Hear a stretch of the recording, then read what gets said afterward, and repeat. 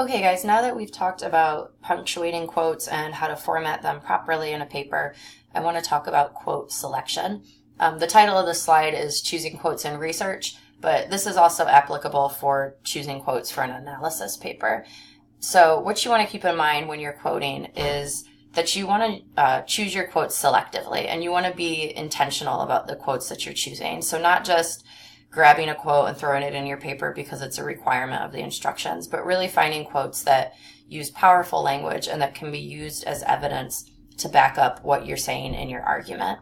So, for example, if you are arguing that an author uses pathos effectively, then you need to find an example that shows the author using pathos effectively and then incorporate that quote into your paper. So another time when you might quote is when it's too hard to paraphrase. So, maybe if your author is using really technical language that you really can't put into your own words, that might be another time when you would decide to quote. I mentioned this in the last PowerPoint, but it's worth saying again that you want to quote sparingly. Your paper should not be a bunch of quotes strung together with no explanation of the quote's relevance in between. You really want to use quotes to enhance what you're saying and not to be the majority of your paper. Okay, so once you've found a quote that you think supports your argument well and you're ready to incorporate it, you have to decide how to do that effectively.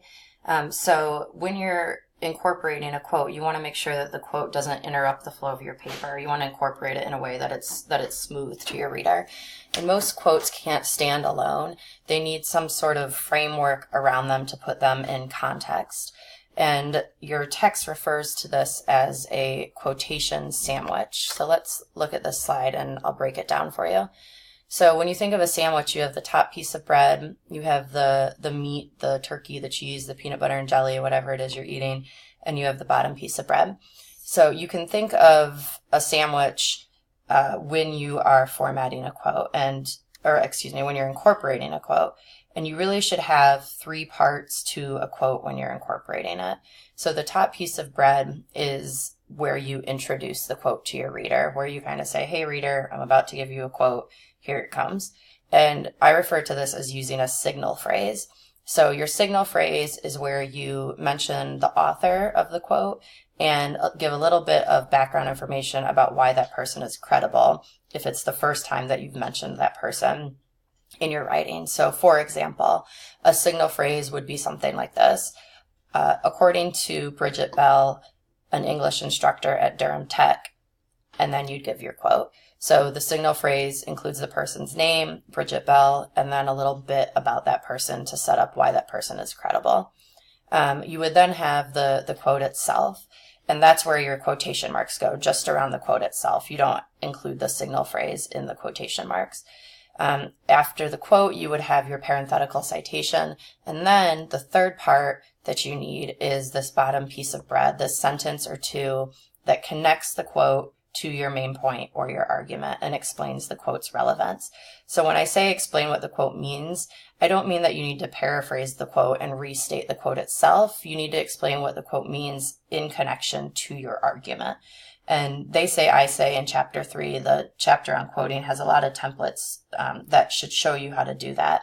So that would be language like, this quote shows that, or in this quote, Bell is arguing that, or this shows support for my claim that, right? So you want to make sure that you don't just assume the author or the reader understands why the quote is important. You want to explain the quote's relevance. So keeping that in mind, you really shouldn't be ending a paragraph with a quote. If you have a quote, it should always have at least one sentence after it that's explaining the quote's relevance.